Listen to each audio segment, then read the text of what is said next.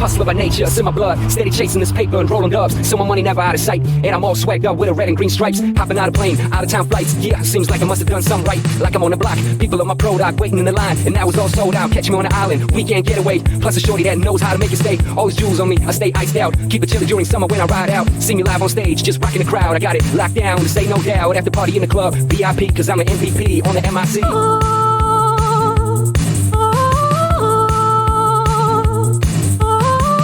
Tell the DJ, tell the DJ, cause I'm an MVP on the MIC. Tell the DJ, tell the DJ. Main the track, when I step on the scene, I do or die all my life with or without a team. Fast or slow, bro, you can't catch me though. Too fast, too furious, too hungry for y'all to see. I mean what I say and say what I mean. I'm the goddamn reason hip-hop's back on its feet. Used to put work in the streets, now I lay my work on beats and let them work for me. Yeah, you can bring it all, you ain't gotta front. Dial 101, hope you can't stun. Tell you just once, you don't want no problems, and there'll be nothing if you don't start some. Like it or not, I'm icy high, dropping it all on you, piping hard and money anything. So I bought a new pinky ring, crazy dime, just to make my pinky bling.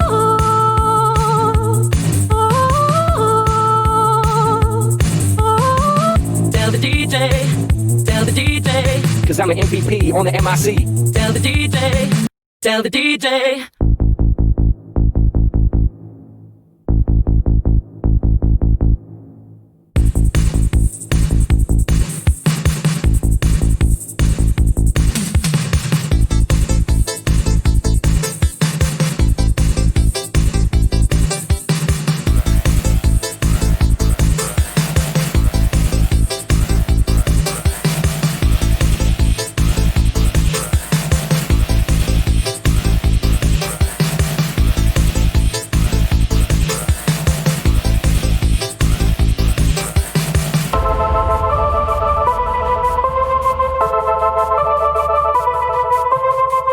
Hustler by nature, it's in my blood. Steady chasing this paper and rolling dubs, so my money never out of sight. And I'm all swagged up with a red and green stripes. Hopping out of plane, out of town flights. Yeah, seems like I must have done something right. Like I'm on the block, people on my product waiting in the line. And now it's all sold out, catch me on the island. Weekend getaway, plus a shorty that knows how to make it stay. Always jewels on me, I stay iced out. Keep it chilly during summer when I ride out. See me live on stage, just rocking the crowd. I got it locked down, to say no doubt. After party in the club, VIP, cause I'm an MVP on the MIC.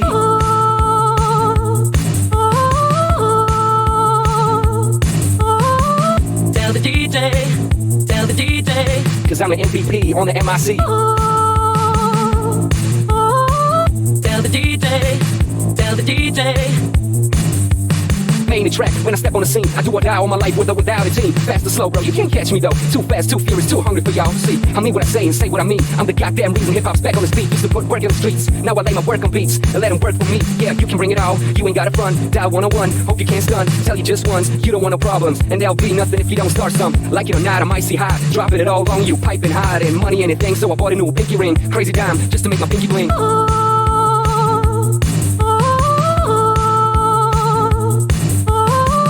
Tell the DJ, tell the DJ, cause I'm an MVP on the MIC. Tell the DJ, tell the DJ.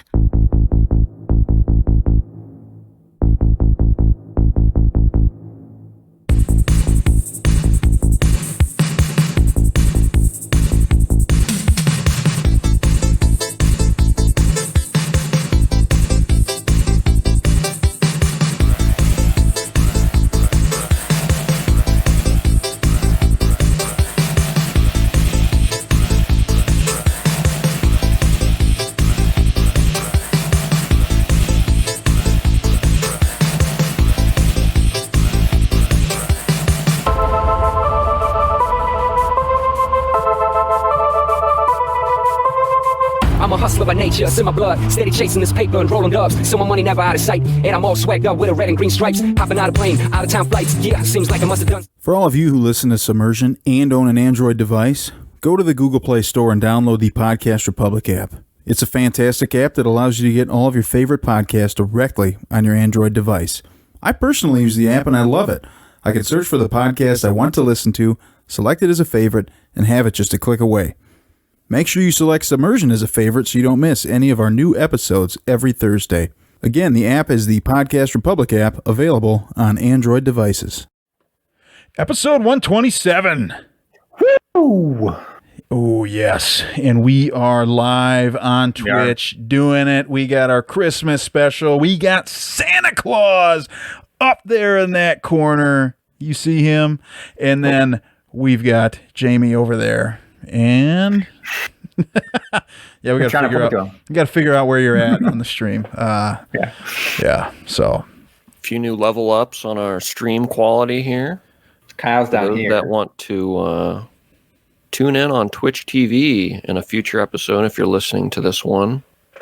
We're doing some cool transitions and effects and video and audio transitions, all sorts of cool stuff that Kyle's been working on.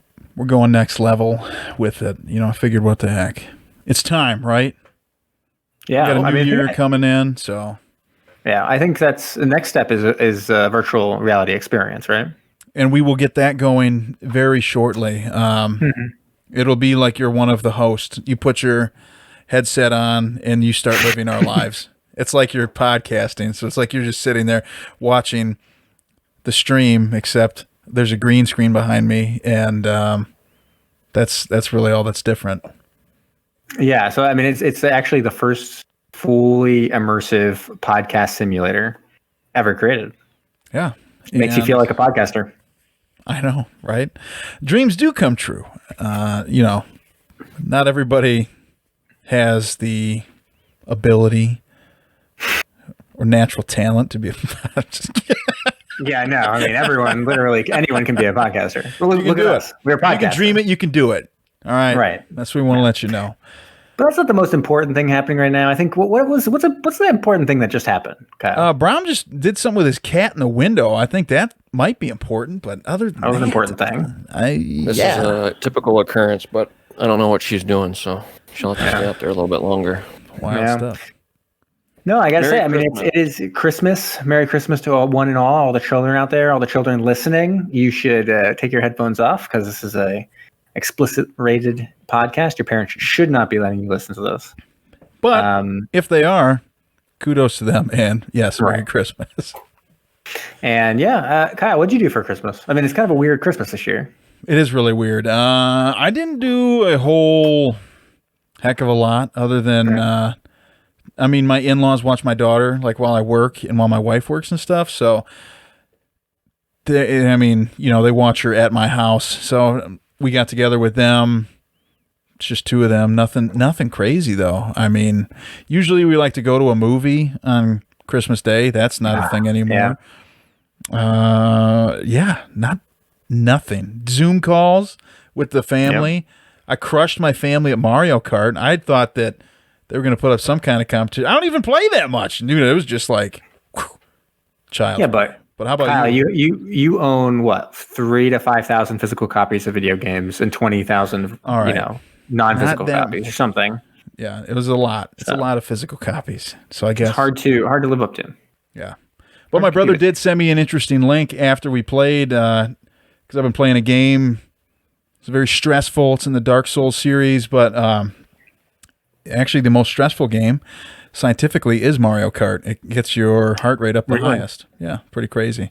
But that's completely besides the point. What'd you do for Christmas? I did almost nothing. It could have been what we would term a bed day. And a bed day is a day where you specifically don't leave the bed other than to go to the bathroom or get food. Kyle, have you ever done a bed day? I haven't, but that's something that I've always thought it would be fun, but then I'm like, I better really like my bed, and I don't really like my bed right now.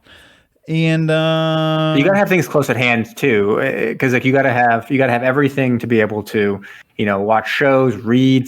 Everything's got to be right at your fingertips, or else it's going to be like, this is less fun. Let's go downstairs where there's a lot more fun things or whatever. Yeah, but it was very close. A lot of relaxation, Zoom calls, all that kind of stuff. We did go outside. I asked my wife what she wanted for Christmas dinner. And what do you expect? Like a roast or a ham or something like that. Yeah. And she was like, burgers on the grill. And I looked outside and it was it's a tundra. It felt like it was like -15. And I was like, this grill isn't going to start. And indeed, that starter was not going. And I was a little afraid that the propane wouldn't even come out of the tank, like stay liquid or whatever. Yeah. But, I turned it on, manual lit it. Everything was good. Made some delicious burgers. And I was like, you know what? Successful. And so it was a Christmas miracle. Pancakes in the morning, burgers at night. Just some classic stuff. Dude, you were living the life. Now so something that you just brought up there, which I didn't even realize that this is like a debatable topic or something, but I know some people who say, well, I found out some people say this, that like the wind chill doesn't matter. They're like, oh, the temperature, because here in Minnesota, like it'll be temperature's -2, but with the wind, I think it was like Christmas Eve. What was it? It's wind chill is like -28 or something like that. Yeah, it was really brutal.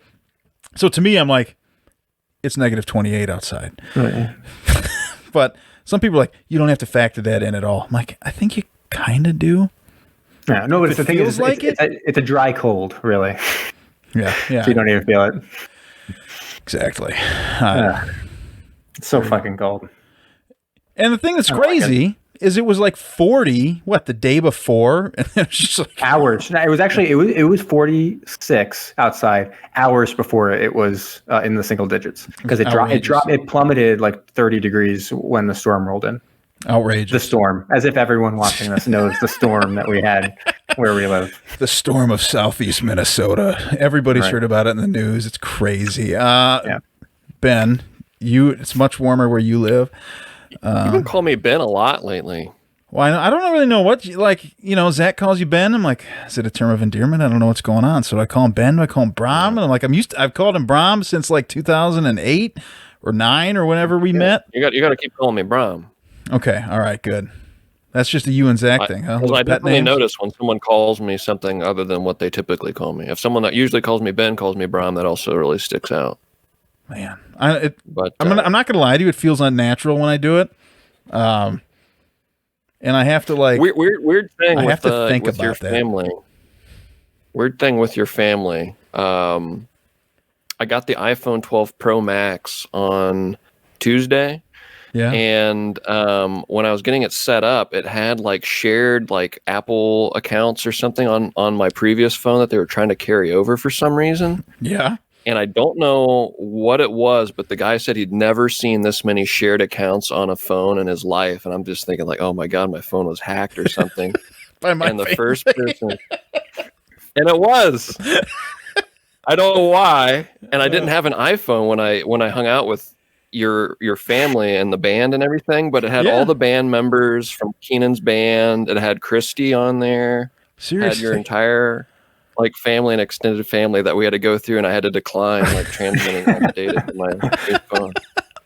Wow. I don't know how. It had to have been like a shared app that we all like went in on together or something. Oh, what was that one we all used to play? Drawing. What was that one? Drawing with friends or something? What the heck? Really? Is that what it was? I don't know. You remember we all used to play that app though? No, see, what the heck was that game called? I can't remember. It was fun. I don't know. It was goofy. It was weird though. It was weird because the first person he mentioned was a Christie, and then your last name. I don't know if we've thrown out your last name on this pod or whatnot. At generic Gmail, guys. like, I don't know any. I'm like, wait, how's Christie spelled? And then it was with a K and an I, so I knew it was your sister. And then he went through them all, and it was Brandon and all the other members of Keenan's band. Seriously. Crazy. It set a new record at the local Verizon store. Wow. So my family hacked your iPhone for Christmas. Apparently, yeah. But wow, that's about all. I did that. I watched The Mandalorian. Nice. That was really cool. The second season. Watched Queen's Gambit. That was a really good series. Got some food poisoning. Oh, wonderful. Was a nightmare. Probably the worst I've ever felt in my life. Just burned through me. But that's about it. Well. Are there any Christmas movies you guys usually watch, like a traditional Christmas movie? Well, I found this like my wife. I always joke with her. She hates old things. She only likes new things. She doesn't want to watch oldies. She'll even look at movies like she like Star Wars, and she's like old. Seriously, don't like Indiana Jones. What does she like? Shark movies? Like Jaws, or she didn't like Jaws, right? No, Jaws was too old. Old movie. Disgusting. But then this Christmas season, I found out she loves Sound of Music, and that's kind of like to her in her a little bit of a Christmas movie, and it shows a lot during Christmas. I don't think it has much Christmas theme to it, but it shows a lot during Christmas. And she like wouldn't stop watching it at a certain point. Like she was watching it, and I was like, oh, let's change it back to the football game or whatever. And she's like, one more commercial break on this like Sound of Music stuff. So that's kind of I found out that was kind of like her Christmas movie is like Sound of That's Music. the new thing, huh?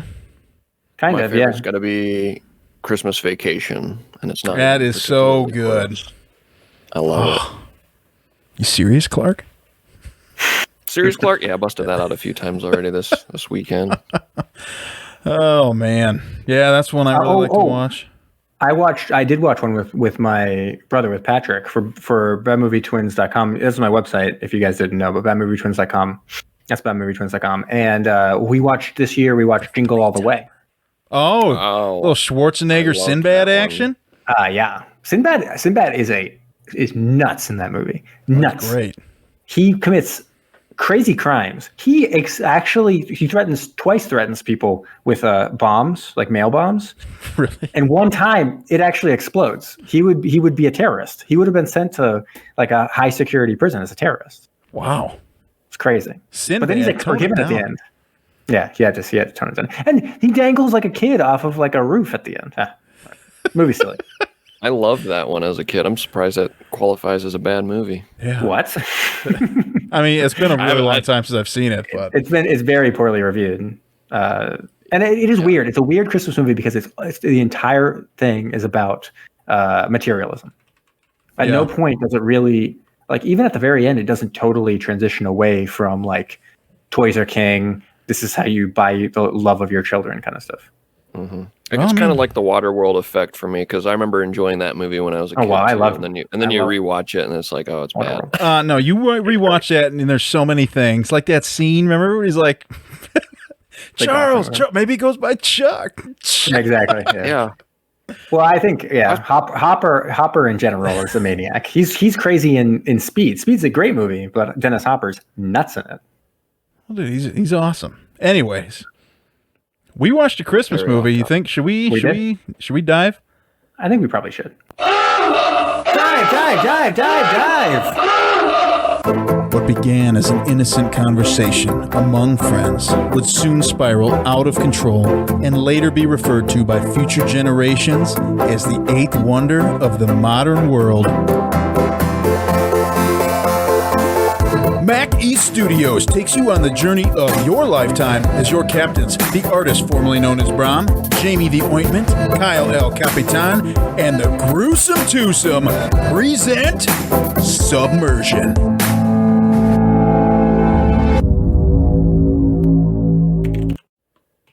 Okay, we are back, and I realized for the stream name I spelled the word Connecticut wrong. Because I'm an idiot. Connect, I cut. Connect. Yeah. There's a C. Make sure there we go. You gotta get that final. I mean, sometimes you get a little tricked. You think, hey, that's gonna have double T. You gotta have a double T in there. Not true. No double T's in Connecticut. Man. What do we think? Is Connecticut the most difficult state to spell? Well, I think if you weren't familiar with states, Hawaii would be the hardest to spell. Hawaii? What about Mississippi? Just because there's so many S's and all that stuff. Nah, it seems fairly straightforward. That's when you memorize that one. I guess you learn have all to. The little MISSISSPPI or whatever it is. Nope. Is this our new podcast? Is this a new podcast, The Spelling Bee? Yeah, where we just try to have people spell things? I was a spelling master. I was Really? Yeah. Spell Arkansas. Arkansas. Arkansas. Is that allowed at a spelling bee? Can you do that? No. Yeah, it's obvious. It's actually kind of obvious, and you just go back to your seat. I went to geography. Like a Kobe animation as you walk back to your seat. Then the little bell dings. Yeah, I was a geography bee champion. Oh, nice. I won my school, and then I qualified for state, and I got 11th. I almost made it to the stage for Massachusetts. Hey, that's a good point right there. Stern in our stream just did mention, you also said the state. You're from there, so you're probably used to it. But Massachusetts, probably, I mean, that's pretty darn hard one to spell if you're not from there.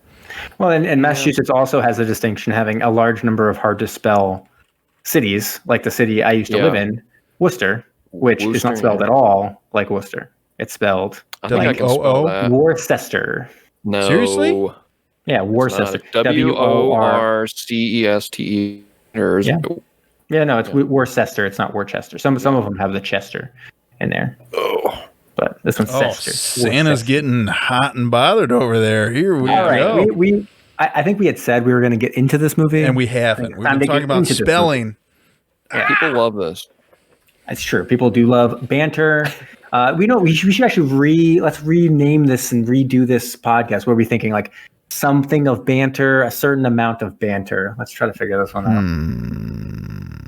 Banter. Anyways. Worth of banter? A wine glass worth of banter? Wine glass worth of banter. Perfect.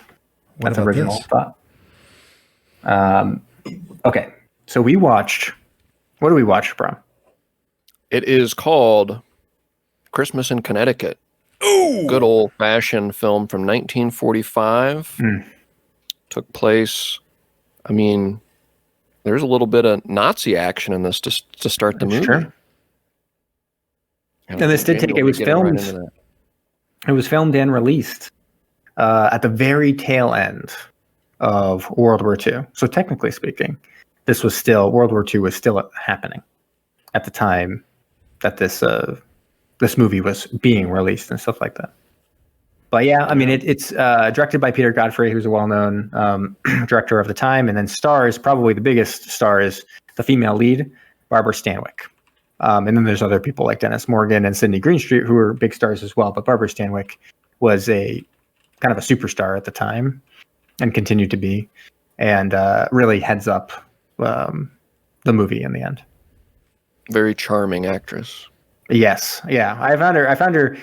She's very interesting. And I found this when I've watched older movies. A lot of times you have your leading men, like in this case, the leading man is Dennis Morgan. And I found him to be a little bit of almost like a cardboard cutout of a guy. Like he's got everything, check off all the boxes, right? He's sitting there playing the piano. He's singing. He's handsome. He's like a war hero. But overall, he's kind of just like, they could have cut him out of the same mold as he's just like the generic Hollywood leading man. Yeah, I mean, nothing too crazy, especially in the days of old. Like everybody's got the same hair, they got the same kind of look, whatever they're doing, the same jaw exercises, whatever the heck they do.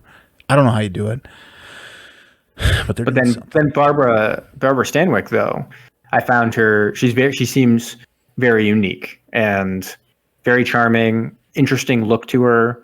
Kind of interesting in a lot of different ways, and it's always funny to watch some of these older films and be like, "Wow, she was great," and then you're like, "Well, obviously, that's why she was a star, because she was great." Mm-hmm. So, I think you first mentioned that in Fantastic Voyage, right? Yeah, I know, but sometimes it's because some of the actresses ends up getting getting kind of a bad rap. That was Raquel Welch, I think I was saying. Yes, it was. Yep, very good. Yeah, but. Barbara Stanwyck, I mean, she was very well regarded and very famous and stuff like that. So this isn't one of those things. It's almost being like, man, I watched Casablanca. That Humphrey Bogart, pretty good. It's like, not spoiler alert. It's not like a crazy thing to say, but it is always kind of interesting to go back to these old films and kind of be reminded, oh yeah, no, she was really good. She's like really good at what she did. So, but yeah, should we get into it? I think we I mean, what have been going for? Only like 20 minutes, maybe longer now at this point. Yeah, it's been. Yeah, we've already recorded for a while. Probably get started. So we open up and we get our first of the submarine action of this film. Unfortunately, it's also the only submarine action of the film. Say it as we see, and I'm gonna have to say it is so, because we see a Nazi submarine, and we do get some nice shots inside the submarine. We get the nice shots of the submarine shooting off its torpedoes. I'm not sure if that was from some other movie or something, because it's a very small part of this movie. But it sinks a boat, and we then see a life raft, kind of floating around in the aftermath, and it has two people on it. One is our leading man, Dennis Morgan, and then the other one is his, other person that he was, kind of trapped with on the boat, Sinkowitz, played by Frank Jenks, and they're kind of like hanging out. And Dennis Morgan's having this kind of crazy dream where he's getting served a bunch of food, and kind of interesting. I think the direction on the film is pretty good. And this is kind of an interesting scene. But he gets woken up by Sinkowitz being kind of a jokester, and I think that's Sinkowitz's MO. He's like joking around and doing his thing. He's like, "What were you dreaming about?" And Jefferson Jones, our leading man's like, "Oh man," he's like, I just want to eat. I can't wait to get back to, if we get rescued, I'm just going to eat through everything." And they get rescued, and they end up being sent to a hospital. We see this wonderful food coming down the aisle. Oh man, that's going straight to our boy Jefferson. He's gonna mack on all that food. He's gonna fucking love it. But then he gets, his friend Sinkowitz gets this wonderful food, it's like steak and stuff like that. And Jefferson instead gets milk. What was in the milk? Milk at something? It was gross. It was an Looked egg. like an egg floating Milk in it. and An egg. It was a milk with an egg in it. And that's because they'd been gone without food for so long, and so their stomach couldn't handle a steak. Right. And Sinkowitz is basically like, I charm the pants off the nurses. That's why I'm getting good food. But that's not the word he used, though. He's like, you got to give her the old Magoo. And this is maybe a dated thing, because I was like, what does this mean? Or is this like they're trying to? It's like in Mean Girls, we're trying to make fetch a thing, like the old Magoo. It's like, Sinkowitz, stop trying to make Magoo a thing. This isn't a thing. But no, Mary Lee Jefferson's nurse is like, no, you can't eat it because your stomach can't handle it. The only reason Sinkowitz can eat the food is because you let him have the last of the K rations. And so he's actually better prepared to handle the food or whatever.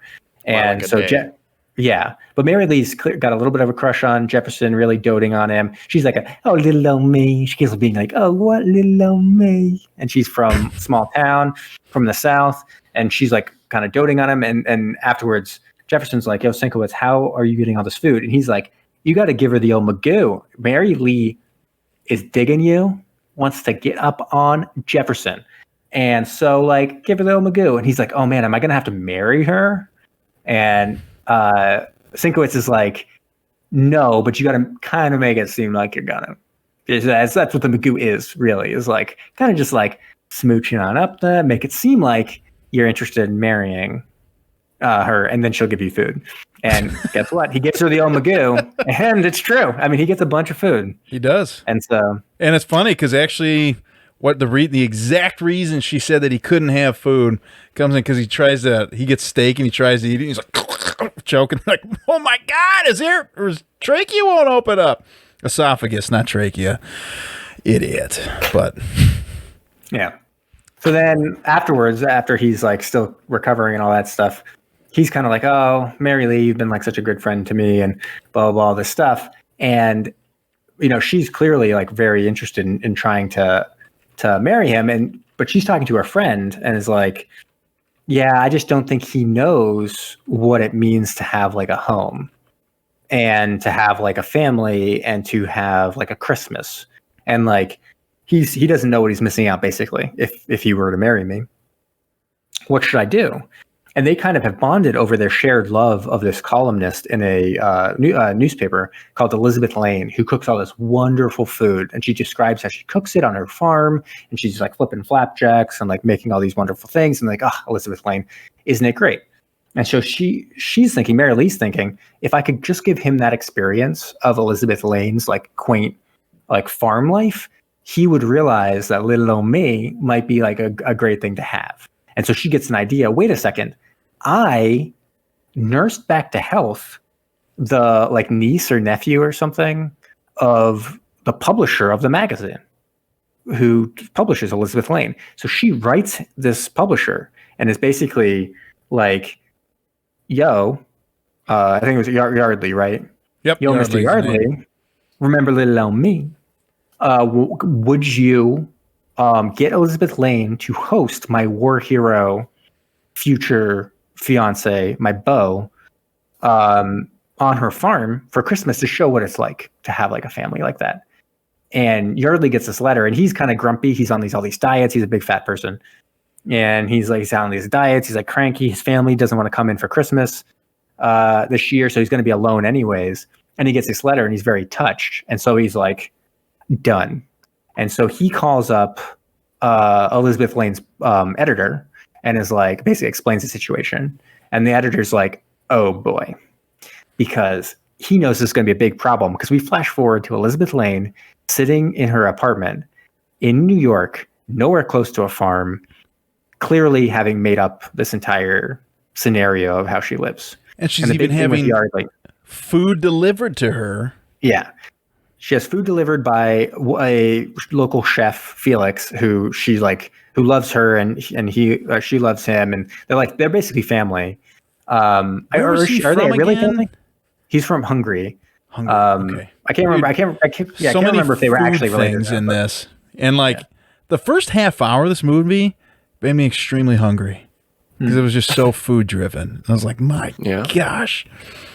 And basically, Felix is like making fun of her because he's like, oh, you can't even cook, and you have this column, isn't that funny? And he's like, well, you're the inspiration for the column, and I put all your food in there, and it wouldn't be so good without you. So we're like a great team. And Felix loves her, and it's like great. And so she's just using him, man.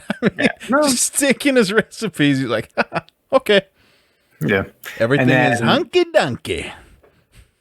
And the editor comes in and is basically like, oh, we're in big trouble. Yardley is a stickler for truth. Like he can't abide such a scandal as you having a New York apartment and pretending like you're doing all this stuff in your farm.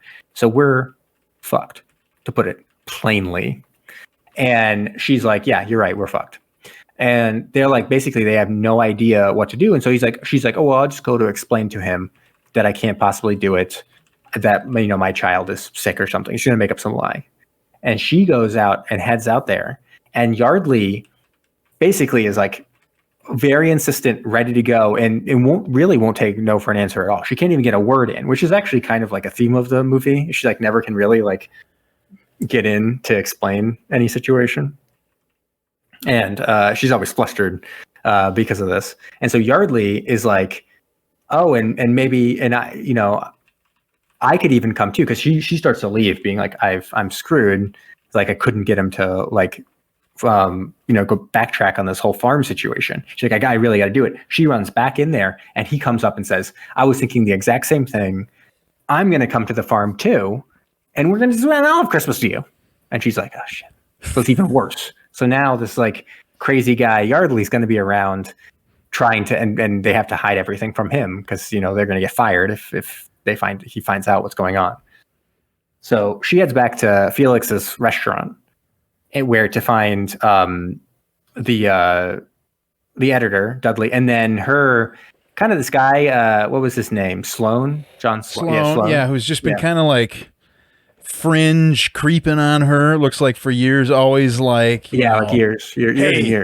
Why don't we get married? That type of thing. It's like, oh, well, if we're not married and by the time we're 35, then let's just get married type situation. And the girl usually in that situation is like, sure. Yeah. That ain't happening. But yeah, no, and it was weird. It was weird they didn't come up with this solution in the first place. I mean, I guess because you found with the rest of the movie that it was such like a stupid kind of hard thing to do. But Sloan owns the farm that she kind of based her life off of. So like the recipes are all from her uncle Felix, but then Sloan's farm is kind of the setting. And so they decide, okay, yes, I will marry you. Why not? Seems like I don't really have much of a life in New York, so maybe this is for the best anyways. And, we'll get married, and then, we'll have the farm and we'll host Christmas and everything will be great and we'll be married. And so they head out there and they're supposed to get married right there. Like, it's kind of crazy. It's like, will you marry me? And she's like, yeah. And then it's like, and I got the judge here, and I can't believe it wouldn't be like, maybe later. No, they maybe try not to mix this in here. Maybe one of the greatest characers. Not the greatest character. Yeah, the judge. He's just so goofy. He's like just cracking up at his own jokes, and they're not even like good. Because what are these like? So-and-so. I was trying to get a good impression going because I felt like he sounded like Littlefinger from Game of Thrones, so like a little bit like this, like a little bit of an Irish accent. There was something, there was a little bit of something there, and like I can't remember what it was. Because he's like, oh, we're gonna have it right here. We're gonna get married right here in front of the mantle, and he's like, well, I don't want to stand near the fireplace. I want to be cooked alive. What's going on here? Like, who is this guy? Like, that wasn't even that good, but no. But kudos to you, man. If you laugh hard enough, other people are forced to laugh, right? Because they're just like, there must be something.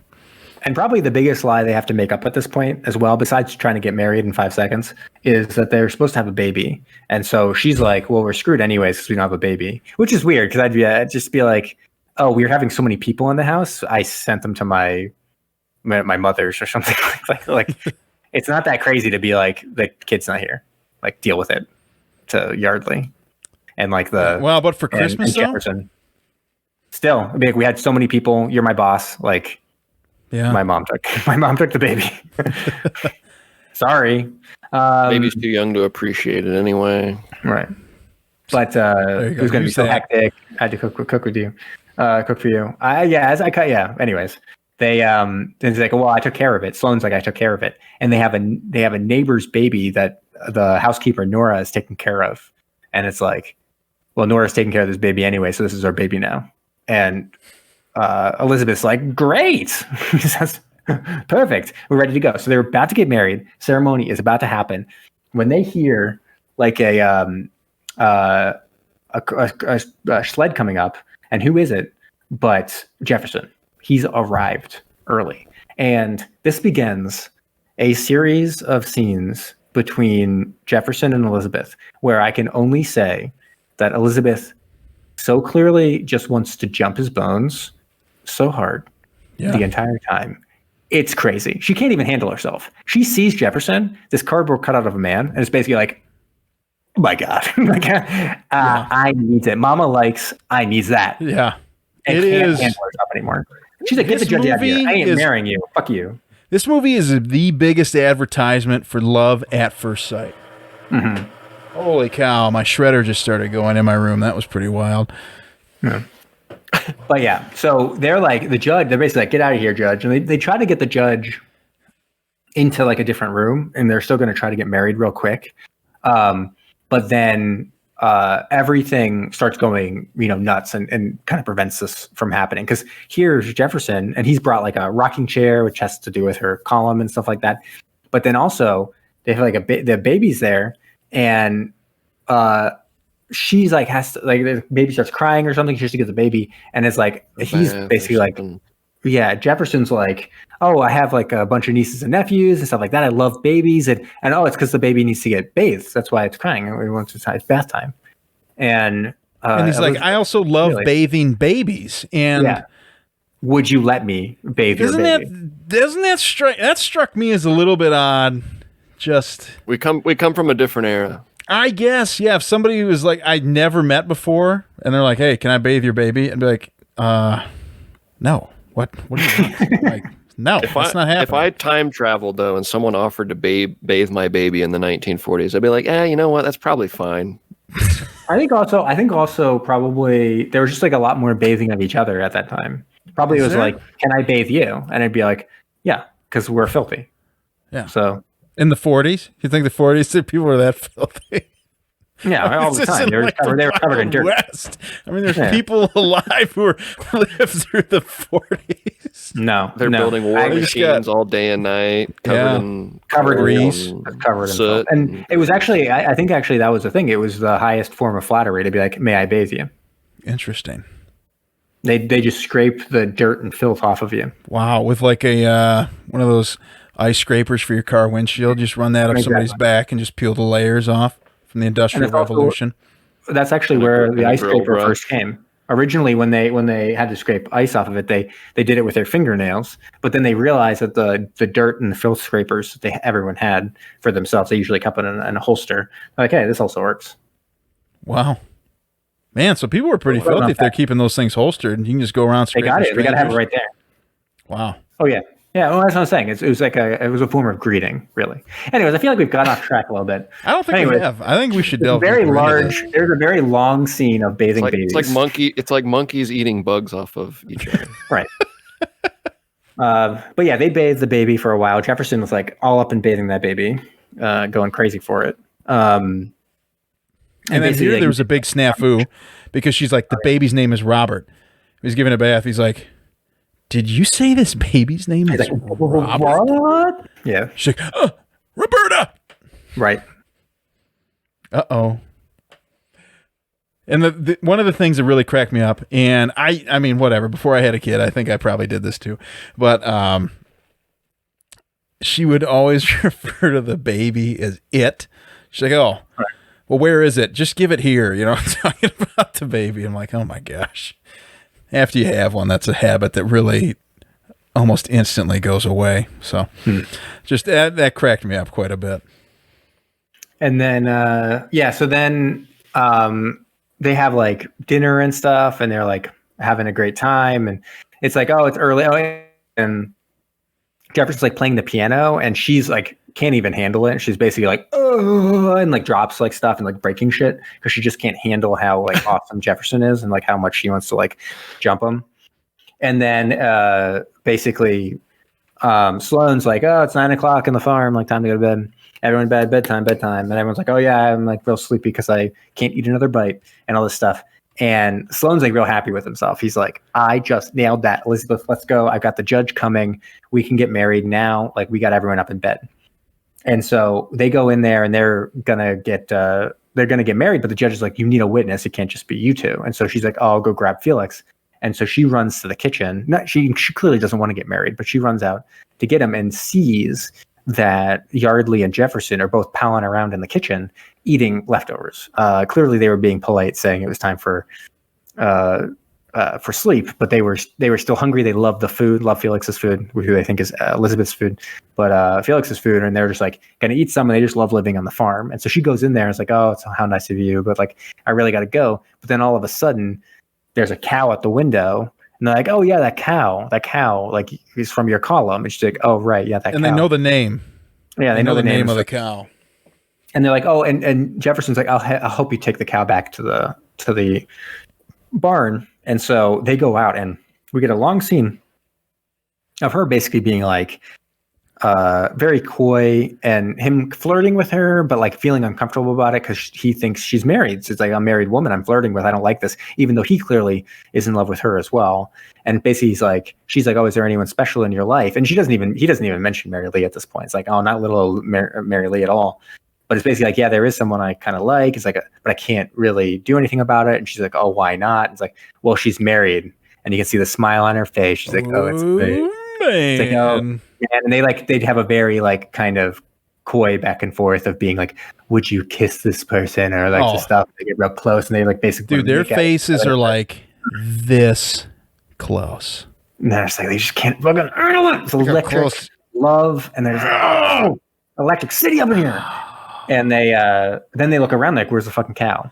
I'm like, it went into the barn by itself. And they go in the barn and they tie up the cow, and they're like, wasn't that crazy? We almost had sex out in the snow. And then they go out the door, and a bunch of snow falls off the top of the house and knocks them out cold. And then this is where the movie just takes a insanely wild turn, because now the rest of the movie is about him having to care for her in a vegetative state. Right. And you're like, and they have to, wow. Yeah. And they also have to cover up the death/murder of Jefferson. It's insane. Yeah. 1940s. Anyway, the next morning, the judge returns, but they end up postponing it again. I can't really even remember why. There's so many postponements. It's really hard to keep track of all of it. The judge keeps getting more and more like kind of aggravated and frustrated with them, because Sloane keeps on calling him back, but Elizabeth keeps on, kind of doing things to sabotage, because she clearly just wants to have sex with Jefferson any which way.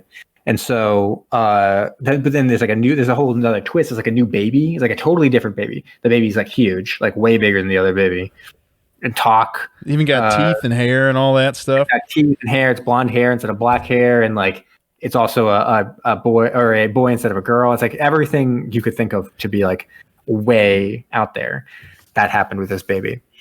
And so, in order to delay it with the new baby, Felix claims the baby swallowed his watch.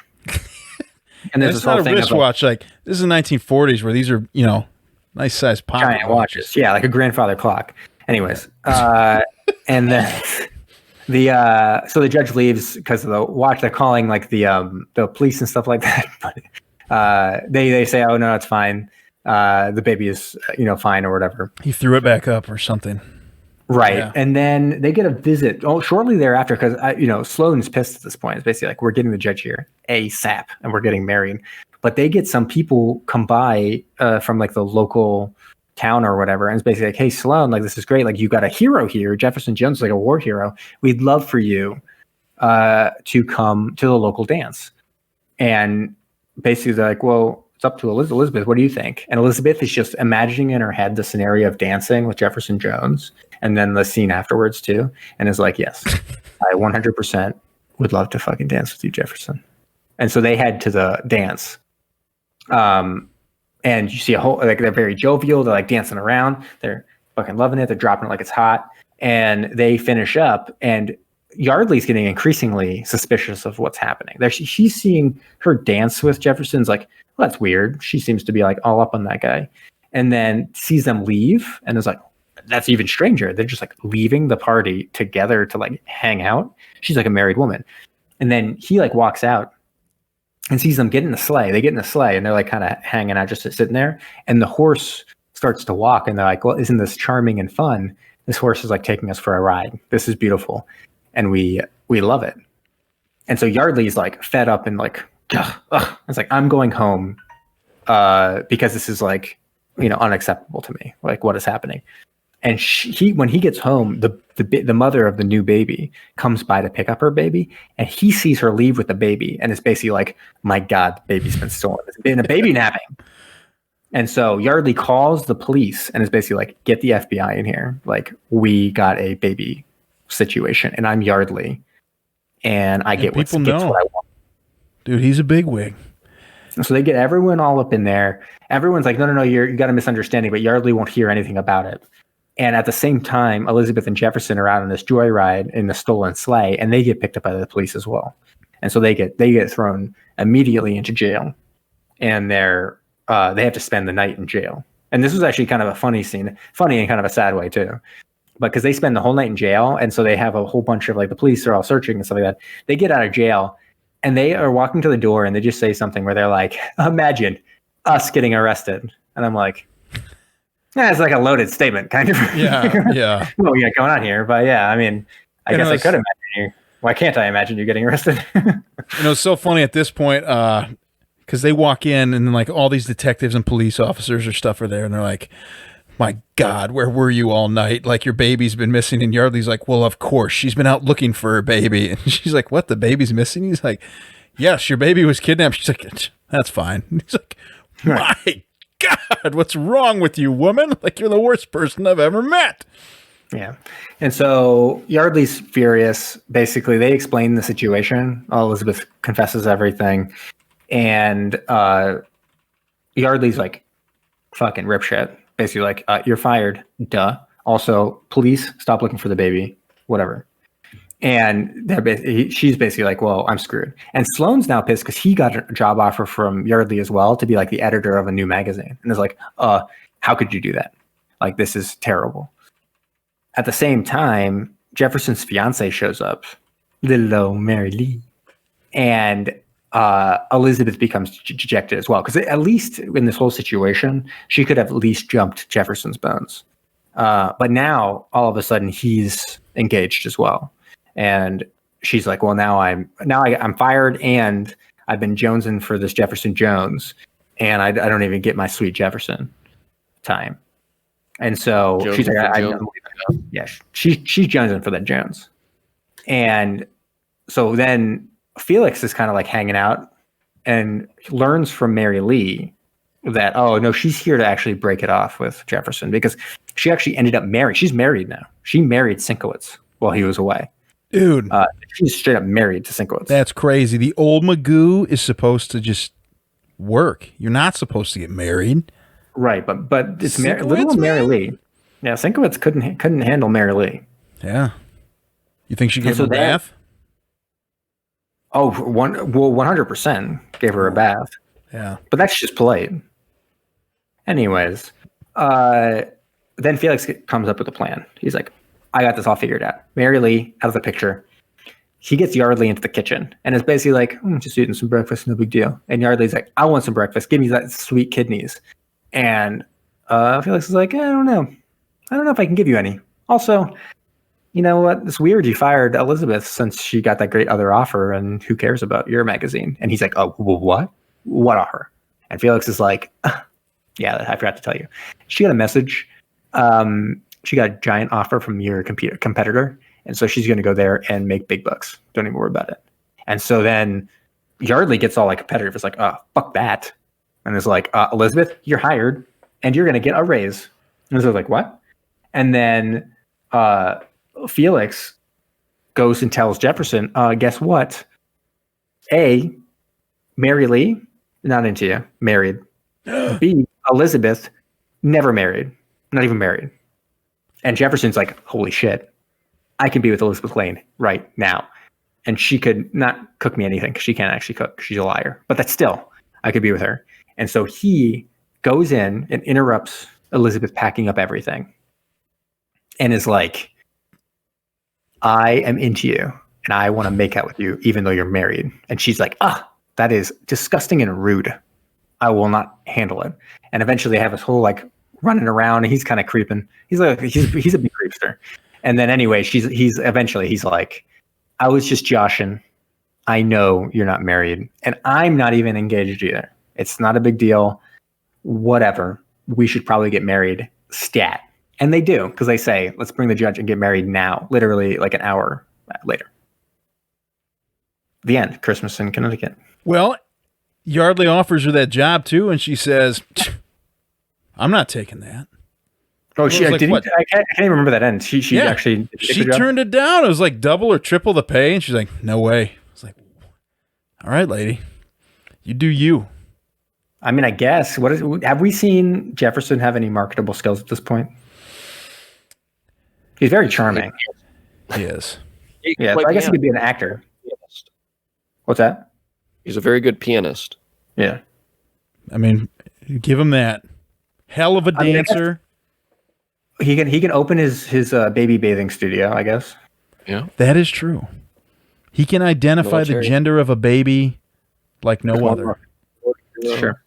I mean, he's better than I. I mean, he's. At bathing a baby? For sure. Yeah, he's better at bathing a baby than I am. Baby bathing skills. I'd kill for that. One day. I believe if you try hard enough and you dedicate yourself and your life and you have the willpower, you can bathe a baby one day, Brom. I believe forward to that. Yeah. Artisanal baby bathing. Sounds great. Bath bombs, candles, the whole thing. Whatever. This is getting weird. Yep. That's it. That's what we got. That is Christmas in Connecticut. Uh-oh. You said yes, we do. I do have interlibrary loans that are out. Somebody watching the stream, she knows. She knows. I got two at my house. One I'm picking up on Monday. Very embarrassing film I will be picking up from interlibrary loans. It's great. Isn't that that's the Roseanne one you were talking about? The Rosie O'Donnell film. Rosie O'Donnell being Aykroyd, Exit to Eden. I was very excited that the library was able to get it for me. So now we're definitely on track. Yeah. Oh man. Right. Should we talk? All right. Should we do reviews? Talk about reviews for this movie? I think we should do that. All right. I never go first. I kind of want to go first. Can I? Am I allowed? Yeah. You're allowed to. All right. I was kind of shocked when we watched this movie, Christmas in Connecticut. I'd never heard of it. Brom there said it had a submarine, and I was like, okay. Real quick. Sorry, what did you say? About this from my friend Keisha. Big shout out to her. She is the owner of Kevin the dog that we always rag on. So oh, that piece of shit. Yeah. Maybe Jamie, in fact, there needs to be a referendum, though. Maybe we need to look at Kevin in a different light as his owner brought forth this film for us. But did Kevin bring forward the film? That's a good point. Kevin can't do it. Well, there you go. Kevin is who he is, but we do appreciate Keisha. Thank you, Keisha. So yeah, we had a submarine right in the beginning of the movie. Was like, oh my gosh, how much submarine are we going to have in this thing? It's just going to be the bee's knees. And we didn't get a lot of submarine. We did get a rom-com, a holiday rom-com. And honestly, this is something that I could have sat down with my wife. Anybody could sit down with a significant other, even though it's from 1945. And I think somebody would find something enjoyable in it. I thought it was actually pretty funny. Like Felix, he was a good character. The judge, I don't know. The judge just cracked me up. He's just goofy, laughing at his own jokes. Like they made him leave through the window one time. He's like, Okay, I'll leave through the window. Yeah, he's like fucking loving it. I know, he was just all about it. But he's like, don't bring me back here. He's like, I'll leave however you want, but just quit bringing me back here. And then, yeah, the situations they were getting into with the kids and calling it, and just everything, trying to keep everything hidden the whole time. I enjoyed it. Something, again, you could watch with your significant other or loved one or anyone, really. Doesn't matter. It's not like crazy. But submarine action, while it was there, wasn't really great. They did sink a surface ship, which is always cool. But I enjoyed myself. I'm going to come in at like probably a 7. And I could jump in, number 2 spot, classic Jamie scenario. I would say almost exactly the same thing. I enjoyed myself. I was actually a little surprised. I don't really watch too many older comedies. Usually when I watch an older one, I'm seeing more of like an older action one. Maybe I watch like a Western, or I watch like a old war movie, or I watch, kind of a more dramatic one like Casablanca or something like that. These screwball comedies, and I think this would classify as a screwball comedy, kind of a screwy way of going about like a lot of, crazy situations and misunderstandings and that kind of stuff. So I don't really watch too many of those, and I really enjoyed it. Actually, I was surprised. I even looked and saw what other ones were available for me to watch after watching this movie. So that's always a good thing and a positive. Not a lot of submarine. Only the briefest glimpse of a Captain Dick. Although the captain was there, he for sure was. Oh yeah, he was unrolling it, and he showed what he got, sending off those torpedoes and all that stuff. But very little or submarine action. Barbara Stanwyck, amazing.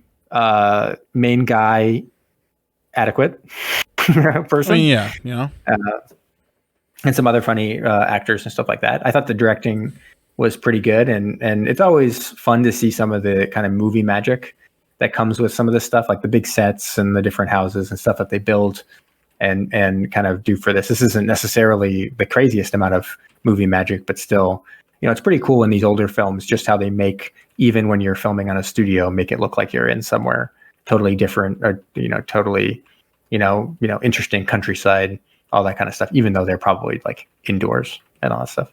So, I enjoyed myself, thought it was a good movie, inspired me to watch other older movies, which I don't, do on a regular basis. And so I'm going to come in at a 7.5, and the caveat being, I would have given it higher probably if it had more submarine, if it was more of a submarine movie. Mm-hmm. Yep. One thing I always think of with these older comedy movies, and a reason that I don't watch them, I mean, it's just not my bag. I mean, some people love it and that type of stuff, but a lot of them I feel like are the slapstick style comedy, because that's what they get, smacking people around, whatever. But Three Stooges.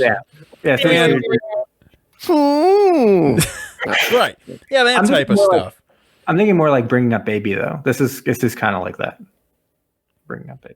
And those kind of like, they're just like a whole genre of romance films that are very similar to this. And how they do it. I guess it's like the source of the rom-com. Back then it was much more screwball, physical comedy associated with the rom-com portion of it. Yeah, this is definitely like you could look at this as like a modern, I think this holds up, honestly. Yeah. It's like a modern rom-com, but yeah, a lot of the tropes are even there. Like the misunderstandings and all that stuff is something that's persisted to today in romantic comedies. A lot of lying, basically. Yeah. Lying, deceit, deception, money up for grabs. Romance. All right, Brom, what do you got here? I can't say much different. I was pleasantly surprised by the film.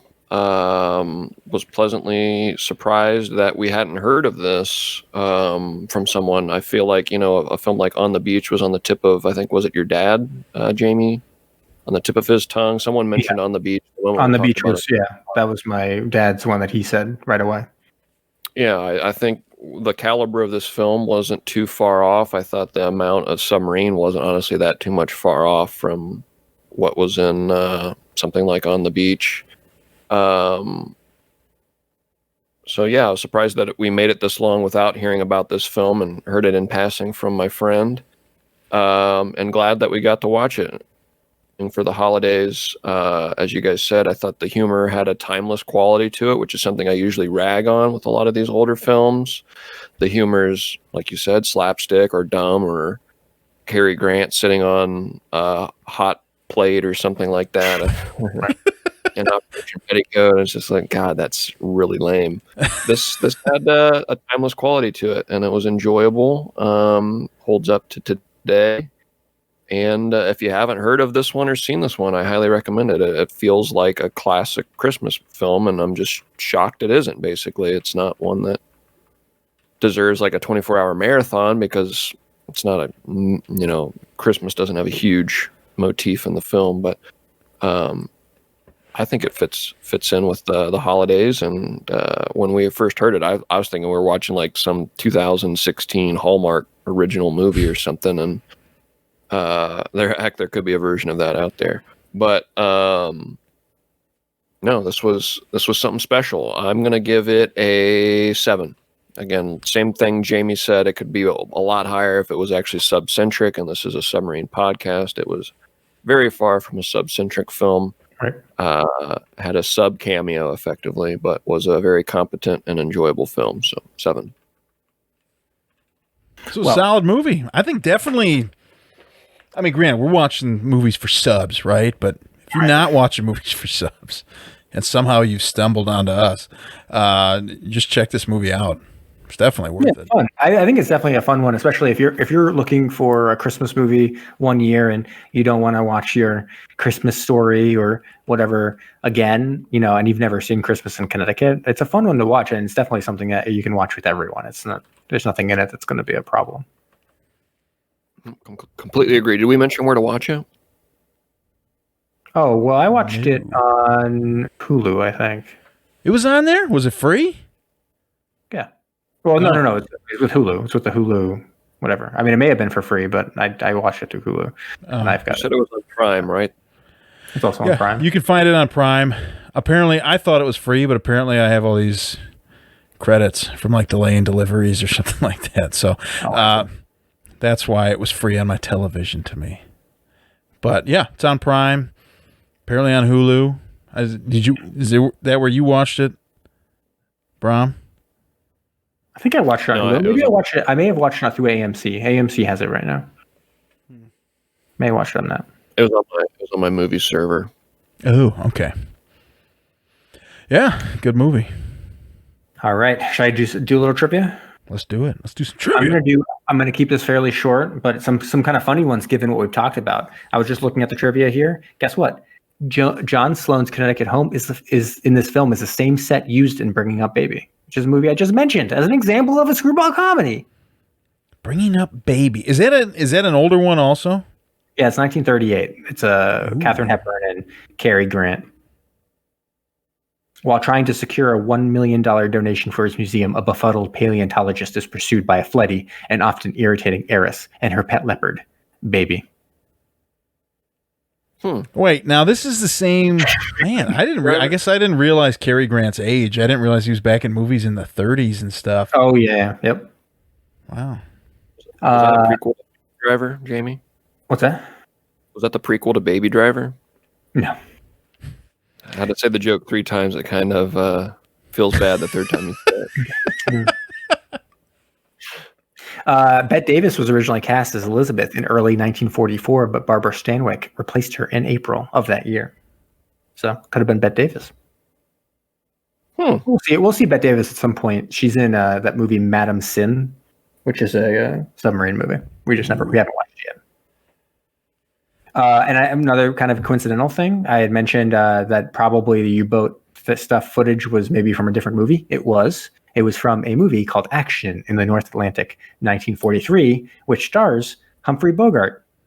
That's a movie that is on our list. Yeah, so that'll be that. I'm very interested in watching that. I just watched a Humphrey Bogart film the other day. After watching Christmas in Connecticut and being like, I should watch more older movies, I watched a Humphrey Bogart film. Have you found any of these old actors when you've like been going through watching these things, you're like, wow, you just, for whatever reason, you want to see more of theirs? Well, Humphrey Bogart is interesting because he's not built. There is something, a little bit of a force of his personality and of his charisma and stuff like that. Because he's very slight. He's actually almost exactly my size of a person, including like my weight and stuff like that. And I'm fairly trim because I run and stuff like that. Yeah, you run like a million miles a day, so. And he's very small. So, and you can tell sometimes when you get him in suits and stuff like that. He's a very small person, and that's not necessarily what you would necessarily think of Hollywood leading man. Like that. You think of them as being 6'2" or something like that, but no, he was like just around 6'11" or just around 5'11", and like 140 something. Like he's like small. He's a small dude, and you can tell in some of the when they kind of pan out and they give him a full body. You're like, wow, he was really tiny, and yet he was this huge star. So that's kind of the interesting thing about him. If I had to think about, I would want to see more. Based on sort of being introduced to them from the podcast and watching these old movies, I really enjoyed the most to this point Tony Curtis when he was in Operation Connecticut. I'd love to see more of him in something. Yeah. No, he was great in that. Burt Lancaster was another one because he was very physical. He was like a very physical actor, and it felt like there could be a lot of interesting like action stuff for him. One of the guys I want to watch more of, and I've picked up several of the movies from the library and stuff, as Ernest Borgnine. I don't know why. Body by Borg. Yeah, Body by Borg, man. Just get on that. I don't know. He's been in a lot of good stuff. I mean, shoot, he was Mermaid Man in SpongeBob. It's true. All right, I'm going to do one more, and this is the best one ever. Best of all the trivia. So this was remade in 1992. As a TV movie. So it's a TV movie in 1992. Now, don't worry, no submarines in that one. Chris Christopherson plays Jefferson Jones, but in that movie, he was a firefighter who is like a heroic firefighter, and that's how he ends up getting invited to Christmas in Connecticut. But it starred Diane Cannon as Elizabeth, Chris Christopherson as Jefferson Jones, and Tony Curtis as Mr. Yardley. Are you serious? Yeah. I'm saying coincidence across the board now, but it was a made-for-TV movie, first aired on TNT, directed by who?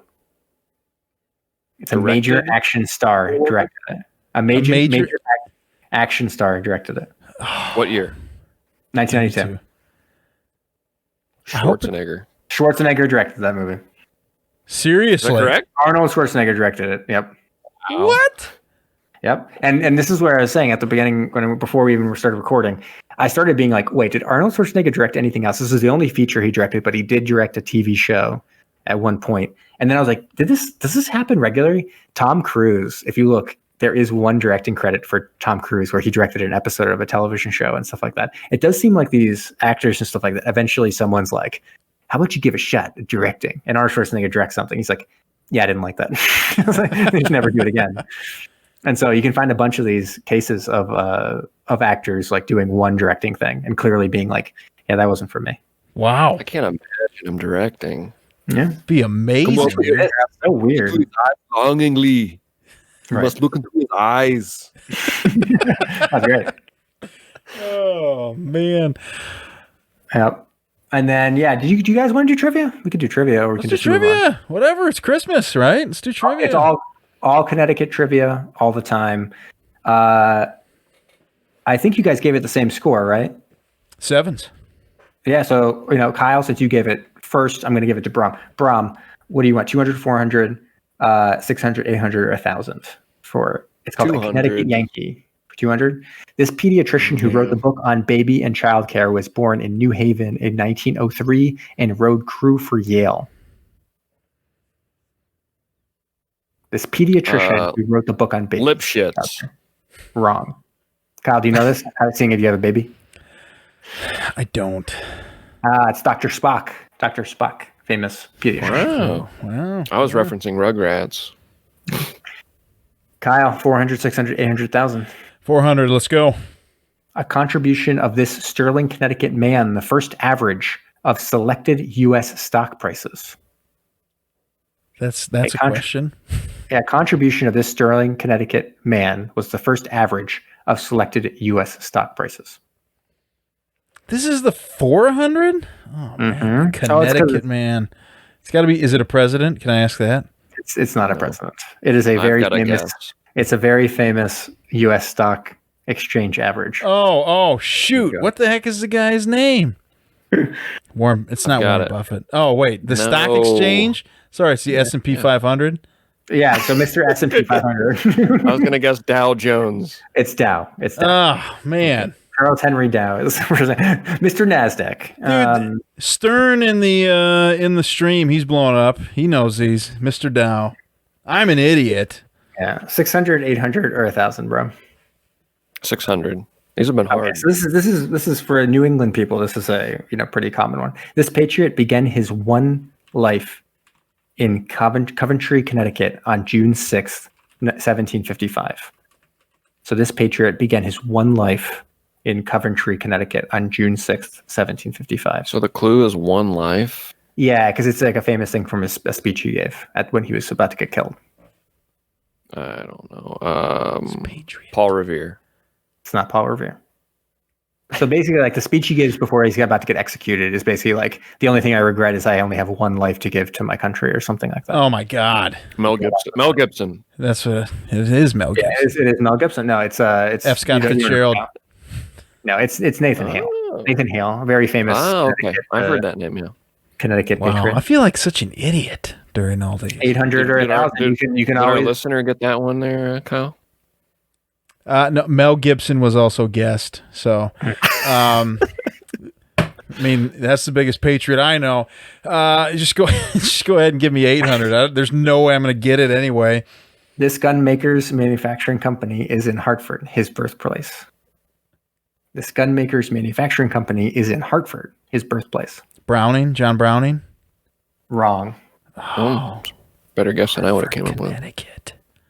It is Smith and Wesson. Samuel Colt. Oh. And the final one, $1,000. This Connecticut lexicographer's blue-backed speller has never been out of print. One more time. This Connecticut lexicographer's blue-backed speller has never been out of print. I think I might know. What's a lexicographer? Dude, come on, man. Is it Merriam-Webster? Merriam-Webster? Yeah. It is Webster. Wow. Noah Webster. All right, and now we're in the Phantom Zone. Last thing.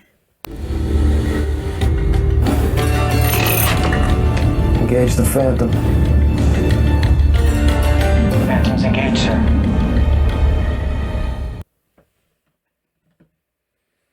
Now, usually I just kind of like skip over this whole stuff because I don't really have much to say about it, but this actually, I did have to do some work, so let me get my piece of paper. So Reginald Gardner, who played Sloane in this, was in a movie called Born to Dance, which starred Eleanor Powell. And you might be like, oh, Born to Dance? What's submarine going to do with dancing? But again, it's kind of like this. They have to like get some papers to somewhere else, and they travel on a submarine to do it. But Eleanor Powell, she's in Now, another. do you add all these to your list while Jamie does this? Because we've got like a million things from Jamie. I need to.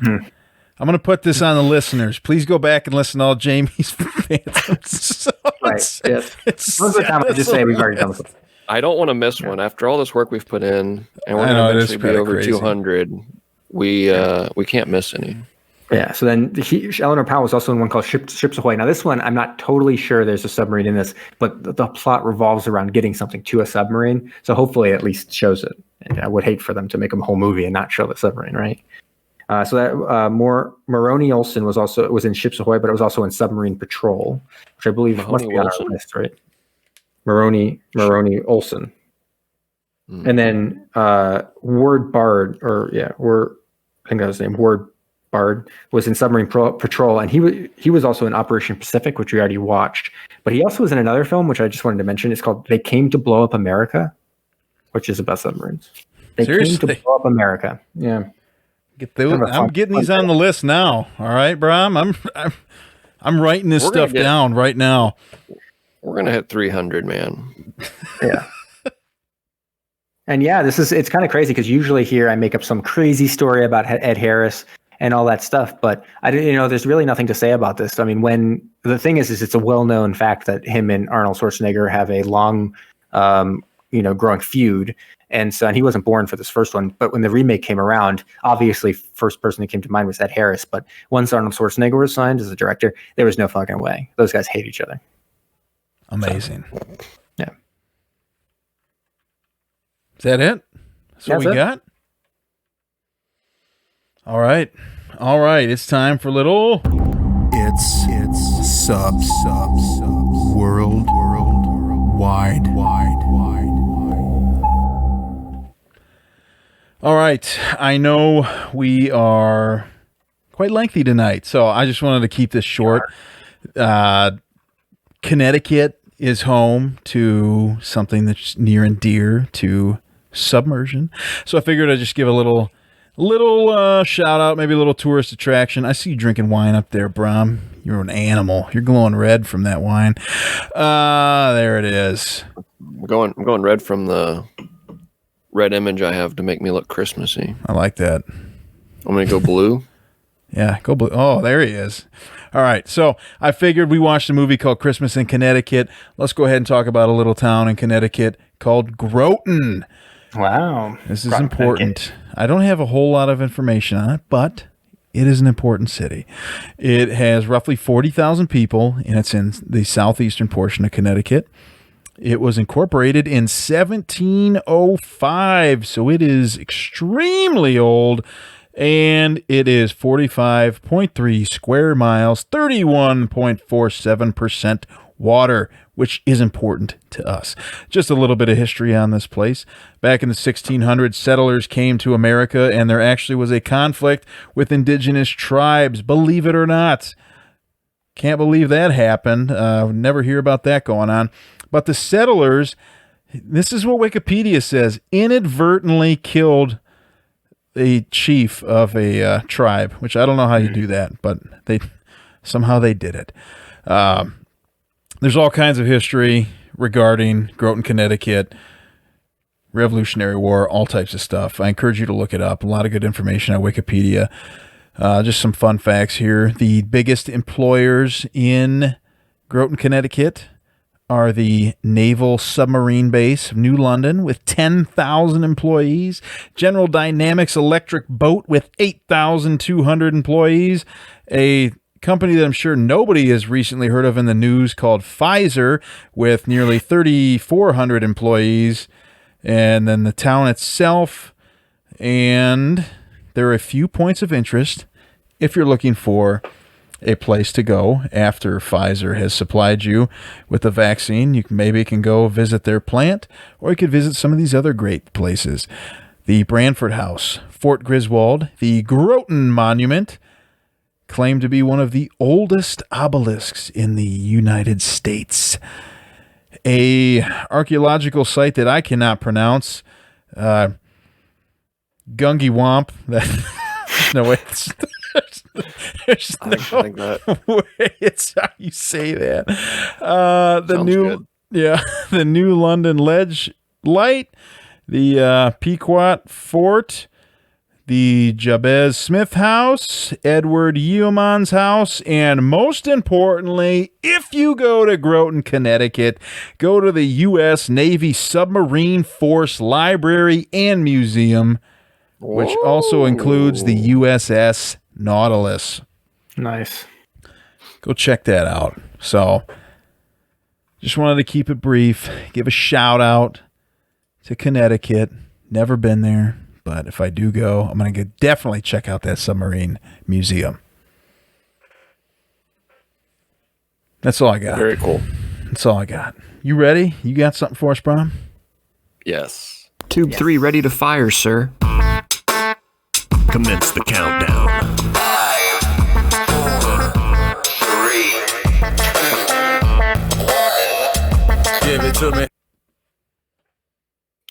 All right. So we are celebrating the holidays. We're celebrating Christmas here. And to everyone else out there celebrating their respective holidays, warm wishes to all of you.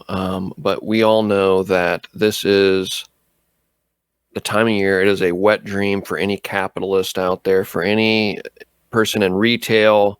This is the point of the season that you're looking forward to the most, where you can bring home some bank.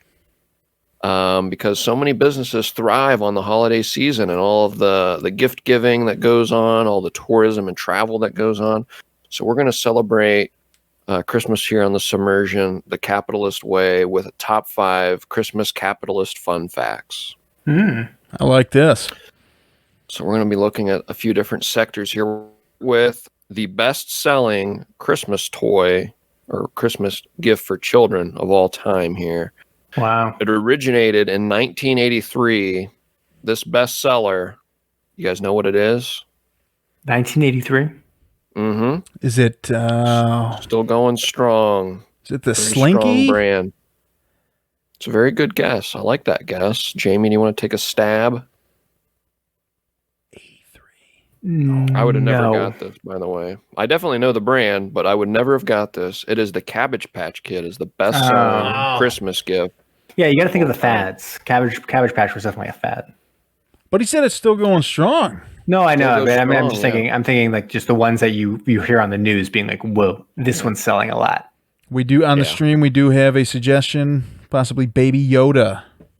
1983. That's true, Baby Yoda. Baby Yoda. Nope, it is Cabbage Patch Kids. Yeah, I don't think I would have ever got that. I don't think I ever owned a Cabbage Patch Kid myself. I don't think so. Not me. But, I think my sister did. Maybe. I'm sure my mind immediately went to Furby, but that was the definition of a fad. That was like 1 or 2 years. I think they had a product offering, and then it kind of fell by the wayside. You remember seeing videos when people would like holding strong? They would skin the Furby, and you could like people would sell the pelts of them. You remember that? Yeah, great. It's perfect. Like, I had a Furby. What's going on here? I don't recall that. Man, you got to start living, Brom. Come on, man. Sorry. Number 4, open this up to the listeners at home as well.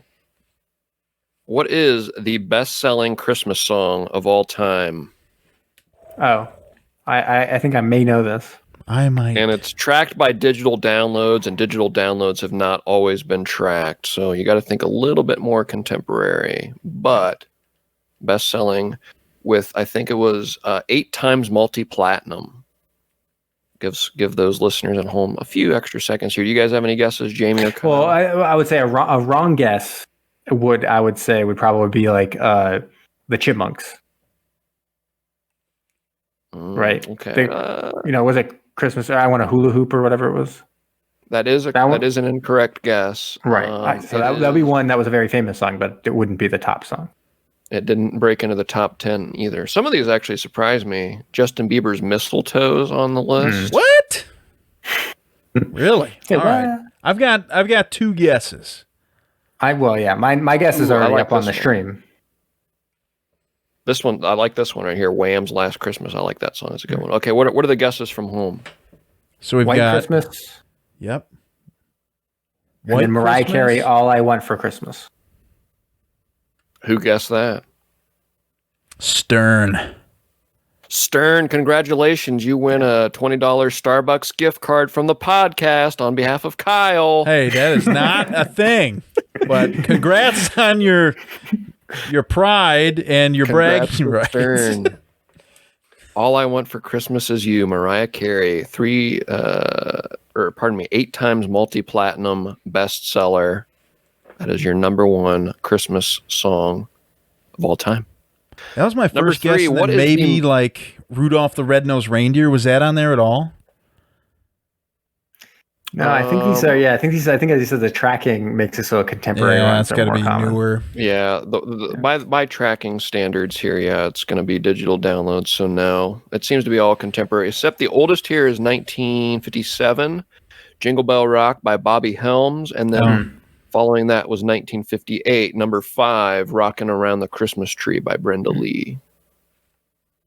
The top 3 are all from the 90s or younger, I guess you could say. Next one, fun one question here for you. Again, keep this open out there for listeners. What is the most visited country for holiday tourism? I think I may know this one. What do you guys got? My guess is UK, London. For holiday tourism. So this is specific to Christmas, right?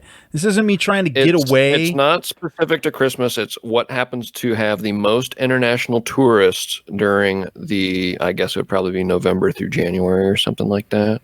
I'm going to go warm with it, man. I think it might be... We'll go Mexico.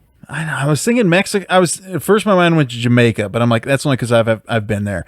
So it's probably Mexico, I would think. Right? You got to get warm. It's an interesting guess.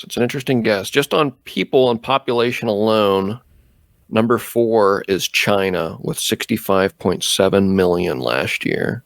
Wow. Number 3 was the United States with almost 80 million, 79.3. Number 2 was Spain with 83.7. And number 1, congrats to anyone that guessed France with nearly 90 million tourists during the holiday season. So it must be. It's like Home Alone. Home Alone was Paris. That's where they were going. Yeah. Man, France, huh? Yeah. France. Number 1. London's, Congratulations to our French listeners for being the hot spot for Christmas. Sacre bleu. I don't. How do they say that? Baguette.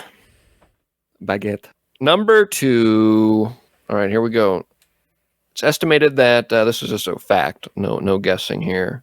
And I actually had to do some of the math myself here. But it is estimated that per U.S. citizen, $30 are spent on lottery scratch-offs every holiday season. It's a common gift. It's a big tradition in my family. I gave away $94 worth of scratch-off tickets this year. Any big winners?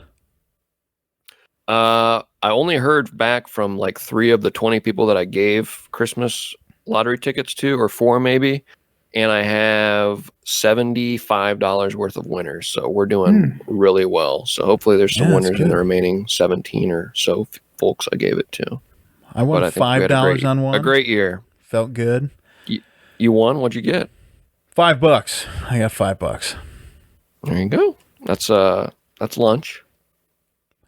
Yeah. Number 1. Say what, Kyle? I said not for a fat guy. That's true. You got to get your grub on. Go somewhere where you can get some cheap food, like Taco Bell. Number 1, another fact here. Over $1 trillion were spent on Christmas gifts in America this year. Dang. $1 trillion. Pretty impressive number. There you go. So those are my top 5 Christmas capitalist fun facts. Thanks for everyone's participation. Congrats to Stern on the Starbucks gift card. And not happening. Merry Christmas. Happy holidays. And best wishes for a bright and brilliant 2021. Hopefully better than 2020. It's true. Get ready for that New Year's resolutions and support your local public library. All right, I muted. Thank you for listening to Submersion. How long was Don't that? forget to subscribe for new episodes every Thursday. If you like what you heard, please leave us a rating wherever you listen. Want to interact with us? Follow us on Facebook, Instagram, and Twitter. We also love to get messages from all of you. If you have a suggestion, a comment, or just anything you'd like to share, please email us at macestudios@gmail.com.